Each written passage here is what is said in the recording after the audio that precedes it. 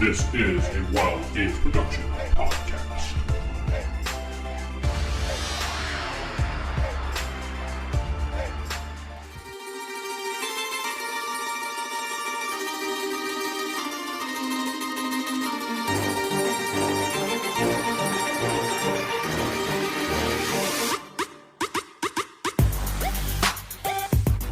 Hey folks, it's Vince the Evil DM. Another episode of Roll for Initiative Podcast. Remember those days? Yeah, Roll for Initiative Podcast. RFI Mini number 8.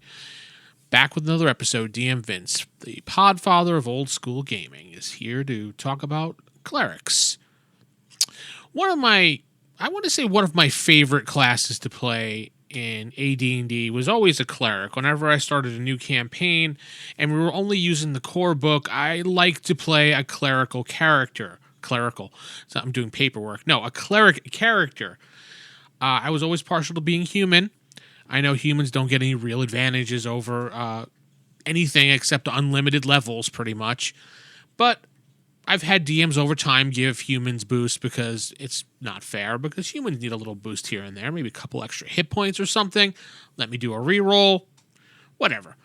Point being, now I just noticed a couple things about a cleric that I just really might have breezed past or not really noticed when rolling up these, because I don't really play other races, and I've never played a half-elven character. Maybe I have, actually. They come to think of it, it was a half-elven fighter I have played. But I noticed that the minimum wisdom score for a cleric is 9, which we all know is, yeah, okay, cool. But if you want to multi-class into a cleric or be a multi-class character, you want to be a half-elven cleric, you have to have a minimum wisdom of 13. But that minimum is also dropped back down to 9 if you want to be a half-orc cleric. So why is it that an elven character or a half-elven character has to have a higher wisdom? Is this part of the balance in multi-class system? Honestly, I don't think the multi-class system is that great. And whenever I play these games, I hate multi-classing. And most of the time, I don't even want players to do it in my campaign. And unless they're an experienced player, I just don't really like multi-classing at all to begin with. I feel it's a road to munchkinism in the game. But hey, if that's your way of playing, that's your way of playing. Go ahead and by all means play a multi-class character. I'm just not gonna give you any, I guess, sympathy. That's the word I'm looking for. Sympathy when your character is such low in levels and everyone else is higher in levels because they picked just one class to focus on while you're focusing on 2, 3, or 4 and splitting up your XP as such. So, I don't know. That's one of the things I was always wondering about for multi-class. For this particular, if you're multi-classing, why the wisdom minimum score is higher. I guess it's a balance thing. I don't know.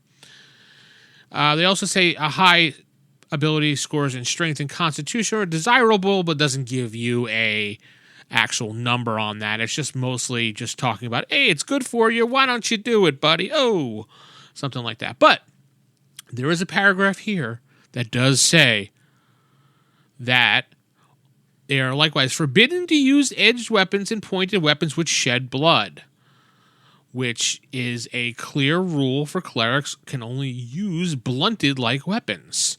Now, multi-classing, if you go to that page and the combinations, does not actually let you forego this rule just because you multi-classed. It just gives you the ability to have a wider range of things that you have the ability to use. Different type of blunted weapons you're able to use as opposed to just a couple that you were allowed to use as a cleric. That's all it does. Now, I'm talking about core rules here. I'm not talking about Unearthed Arcana or one of the other Dragon Magazine articles that someone else wrote. I'm talking about how Gary wrote it in first edition D&D right here. Boom. Multiclassing does not allow you to use edged weapons whatsoever. Now, of course, it's your campaign that you're running as a DM. You could do whatever the hell you want to do. Like, would no problem would let people like dwarves be clerics, even though it says it only should be an NPC.